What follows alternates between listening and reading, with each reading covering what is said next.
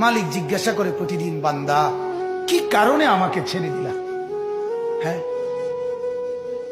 রাত 12টা বাজে তুমি ঘুমায় গেলা, মা ঘুমায় গেল, বাপ ঘুমায় গেল, বিবিও ঘুমায় গেছে, পাড়া পড়শি ঘুমায় গেছে। আল্লাহ বলেন, আমি তো ঘুমাই নাই বান্দা, আমিও তো ঘুমাই নাই। সারাদিনে আমিও তো জগৎটা পরিচালনা করছি, তবুও তো আমার কোনো ক্লান্তি নাই, আমি তো ঘুমাই নাই। কেন ঘুমাই নাই জানো বান্দা? রাতের 2টা বাজে যদি তোমার পেশাব করতে হয়, রাতের 3টা বাজে যদি তোমার দরজা খুলতে হয়, তখন যদি তোমাকে উঠতে হয়, আর আমি যদি ঘুমায় যাই বান্দা, তোমার চোখ মেলে দিবে কি?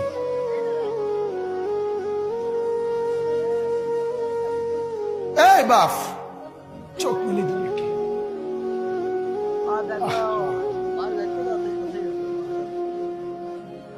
আল্লাহ আমাদেরকে মাফ করে। কোরআনুল কারীমের মধ্যে আল্লাহ তাআলা বলছে, ওয়া হুয়াল্লাযী ইয়াতাওয়াফফাকুম বিল-লাইল। কোরআনে আল্লাহ বলে, বান্দা শোনো, প্রত্যেকটা মানুষকে রাত গভীরে যে ঘুম আমি দেই, সেটা ঘুম না, আমি ওয়াফাত দেই, আমি মূলত মৃত্যু দিয়ে দেই। আবার আমি দয়া করে একটা নির্দিষ্ট সময় পরে চূড়ান্ত মৃত্যু দেব বলে আমি আবার সেই হায়াত সকালবেলা যখন জাগতে শুরু হয়, তখন আমি ফিরিয়ে দেয় আল্লাহ। এমনও মানুষ আছে পৃথিবীতে, রাত্রিবেলা ঘুমাইছিল ভালো মানুষ, সকালবেলা আর জাগে নাই। আমার একজন দূরসম্পর্কীয় চাচা আছে, প্রফেসর ছিলেন, ভালো মানুষ ছিলেন, রাত্রিবেলা জলজ্জান্ত মানুষ ঘুমাইছে, সকালবেলা আর দরজা খুলে দেখছে ওই মানুষটা জীবিত ছিল না, মারা গেছে। হতে পারে না?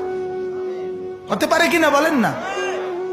তাইলে বছরের পর বছর, মাসের পর মাস, এই বাপ, বাহিরের কারো চিন্তা করে বাদ দেন। আপনারা যারা বসছেন, আপনাকে বলছি, আপনি কষ্ট করে বসছেন, রাতের 12টা বাজে, রাতের 12টা বাজে, এত কষ্ট করে বসছেন, বিনিময়ে একটু ভাবেন, একটু ভাবেন, অনুরোধ আমার, একটু ভাবেন।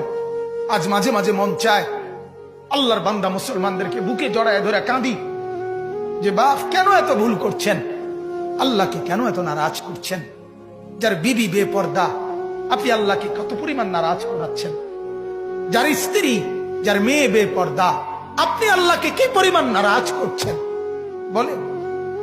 এক কুকুর মরলে, লাশ ফেলে রাখলে যেই দুর্গন্ধ ছড়ায়, সেই দুর্গন্ধে অল্প কিছু মানুষের কষ্ট হয় কিছুক্ষণ, কিন্তু এক নারী বেপর্দা হাঁটলে যে যুবকগুলোর চরিত্র নষ্ট হয়, সেই নারী এক মরা লাশওয়ালা কুত্তার চাইতেও বেশি দুর্গন্ধ